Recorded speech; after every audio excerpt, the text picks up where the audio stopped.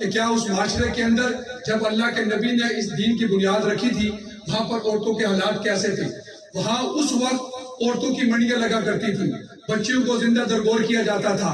اللہ کے نبی صلی اللہ علیہ وسلم نے آ کر عورتوں کے ان کے حقوق دیے۔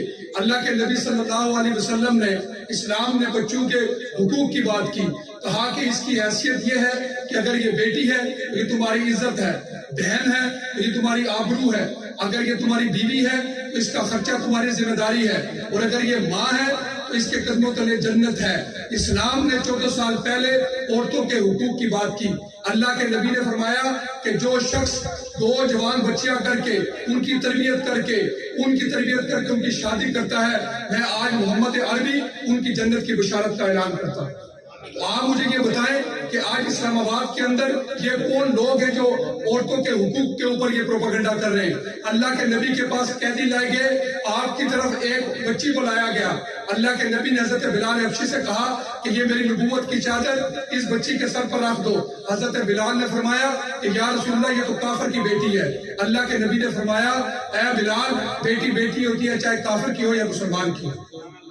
اب یہ سیرت کا مطالعہ کریں تو 1 مئی کو ہمارے پاکستان کے اندر مزدور ڈے منایا جاتا ہے۔ کہا جاتا ہے کہ اس طبقے کے حقوق کی بات کی جائے، چھٹی کی جاتی ہے کہ مزدوروں کو ان کے حقوق دیے جائے۔ مسلمان طبقہ بھی کہتا ہے کہ ان کے حقوق دیے جائے، ان کو حقوق نہیں ملتے۔ 14 سال پہلے آپ اللہ کے نبی کی زندگی کا مطالعہ کریں کہ سب سے پہلے اگر ان مزدوروں کے حقوق کی کسی نے بات کی ہے تو وہ اللہ کے نبی صلی اللہ علیہ وسلم ہے۔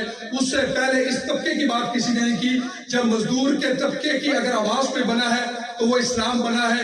اس محنت کش طبقے کی اگر کسی نے بات کی ہے تو وہ اللہ کے نبی ہیں۔ اللہ کے نبی بیٹھے ہیں، آپ کے ساتھ لوگ مسافہ کر رہے ہیں۔ ایک شخص جب آپ کے ساتھ مسافہ کرتا ہے، آپ نے جب اس کا ہاتھ پکڑا تو اس کے اندر جو چھالے نکلے ہوئے، اللہ کے نبی نے فرمایا کہ تم کیا کام کرتے ہو، تمہارے ہاتھ ہی کیسے ہو گیا؟